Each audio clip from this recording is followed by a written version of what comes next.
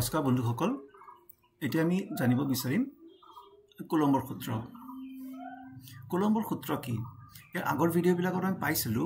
আধান কি এতিয়া আধান যে দুটা আধানৰ মাজত যে এটা বৈদ্যুতিক বল সৃষ্টি হয় সেইটো জানিছিলো সেইটো আকৰ্ষণৰ বল হ'ব পাৰে বিকৰ্ষণৰ বলো হ'ব পাৰে এতিয়া আকৰ্ষণ বা বিকৰ্ষণৰ বল যেটো আছে যে বৈদ্যুতিক বল হেতু কিমান মান হেতু জুখিব কাৰণে এটা সূত্ৰ আছে আমাৰ হাতত হেতুক আমি কম কুলম্বৰ সূত্ৰ তাৰ মানে যেটো সূত্ৰ ব্যৱহাৰ কৰি দুটা আধান q1 আৰু q2 ৰ মাজত কিমান পৰিমাণৰ বল ইহতৰ মাজত হৈ আছে আকৰ্ষণ বল বা বিকৰ্ষণ বল হেতুৰ কাৰণে আমাৰ আছে কুলম্বৰ সূত্ৰ দুটা বিন্দুক্ষম আধানৰ মাজত বৈদ্যুতিক বলৰ মান হিহতৰ আধানৰ মানৰ পূৰণফলৰ সমানুপাতিক মনত ৰাখিবা যেটো বল আছে হেতু ইহতৰ আধান দুটাৰ মানটো পূৰণফল কৰি যিমান বাঢ়িব সিমানে বলো বাঢ়িব যিমান ইহতৰ পূৰণফলটো কমিব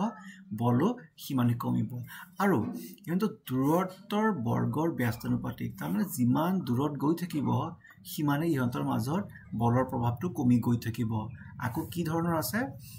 ইহতৰ দূৰত্ব বৰ্গৰ ব্যস্তানুপাতিক সিধা সিধি দূৰত্বৰ ব্যস্তানুপাতিক নহয় বৰ্গৰ ব্যস্তানুপাতিক তাৰ মানে f proportional to 1/r². So এই দুটা গণিত ব্যৱহাৰ কৰি আমি পাম f proportional to q1 q2/r². ইয়াত মন কৰিবা f যদি q1 q2 ৰ সমানুপাতিক হয় f যদি 1/r² ৰ সমানুপাতিক হয় দুটাক আমি সংযোগ কৰিলে f proportional q1 q2/r². এতিয়া আমি এনেকুৱা গণিতত proportional symbol ৰাখিব নোৱাৰো আমি কি কৰিব লাগিব ইকুৱেল এটা বহুৱাব লাগিব আৰু এটা ধ্ৰুৱক এটা কনস্ট্যান্ট এটা ৰাখিব লাগিব সো এসআই পদ্ধতিত k ৰ মানটো পোৱা গৈছে 1/4 epsilon naught epsilon naught কি হয় তো অলপ পিছত জানিম কিন্তু এতিয়া মন ৰাখিলে হ'ল যে k ৰ ভ্যালুটো হ'ল 9 × 10⁹ ইয়াৰ এটা ইউনিট আছে নিউটন মিটাৰ স্কয়াৰ পাৰ কুলম স্কয়াৰ পৰীক্ষাতেবোৰ আহে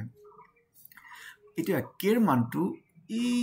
ইয়াতে বহুৱাই আমি পাম f = 1/4 epsilon naught q1 q2/r². So yeah কোৱা হ'ব কুলম্বৰ সূত্ৰৰ সম্পূৰ্ণ ৰূপটো এতে দুটা আধানৰ মান আছে ইহতৰ মাজত দূৰত্বৰ মানটো আছে ইয়া যদি epsilon naught আছে ইয়াৰ ভ্যালুটো মনত ৰাখিব লাগিব epsilon naught এটো আমি উচ্চাৰণ কেনেকৈ কৰিম epsilon বা epsilon naught এটো এটা গ্ৰীক আখৰ Greek letter epsilon naught equal to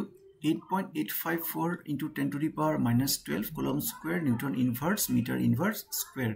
ই হৈছে কি শূন্য স্থানত বৈদ্যুতিক প্ৰৱেশতা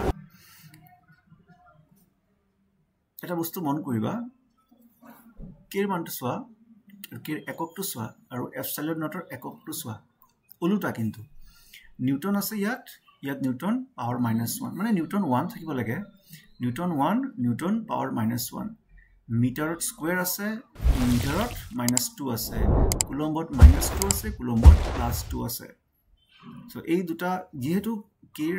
তলত epsilon naught আছে 1 ৰ তলত সেই বুলি এই epsilon naught ৰ মানটো যেটো আছে হেতুৰ এককটো ইয়াৰ উল্টা